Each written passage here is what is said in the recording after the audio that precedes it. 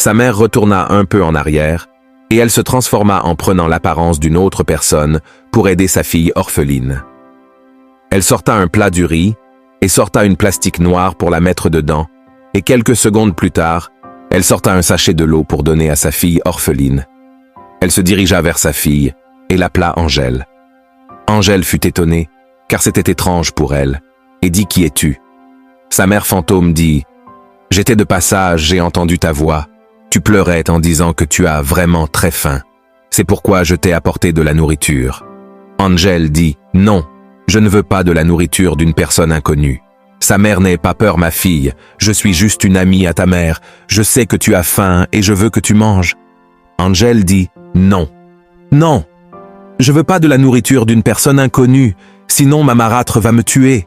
Elle est très méchante. » Sa mère dit « Mais ta marâtre est à la maison. Elle est en train de manger avec ses enfants sans penser à toi. » Oui, je sais, mais si elle apprend j'ai mangé ailleurs, elle va me tuer. Sa mère dit « Non, ma fille. Elle ne saura même pas si je t'ai donné de la nourriture car il n'y a personne ici à part toi et moi. Mange ici et tu me remets les bols.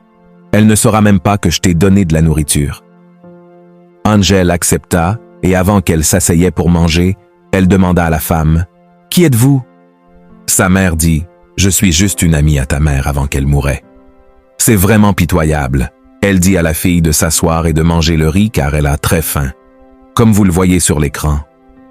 Elle aida sa fille, mais sa fille ne savait pas que c'est le fantôme de sa mère qui était là. Angèle, tellement faim, se précipita de manger car elle avait très très faim. Regardez, c'est vraiment pitoyable l'amour d'une mère fantôme. Angèle mangeait, et elle regardait de gauche à droite pour ne pas que quelqu'un lui voie et partir dire à sa marâtre, mais sa mère lui dit « Mange avec tranquillité. Ma fille, personne ne te verra.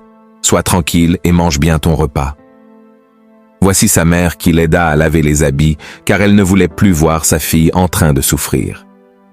Angèle, tellement contente, voyant la dame en train de l'aider à laver ses habits, elle ne savait toujours pas que si c'était sa propre mère qui était à ses côtés. Sa mère lui souriait car elle trouvait sa fille si joyeuse. Quelques minutes plus tard, voici sa mère qui a fini de laver les habits de sa fille. Angèle lui remercia et sa mère lui dit « J'espère que tu as apprécié mon repas. Voilà tes habits, j'ai fini de les laver. Range et rentre à la maison, ne rencontre à personne ce qui s'est passé entre nous. » Ok.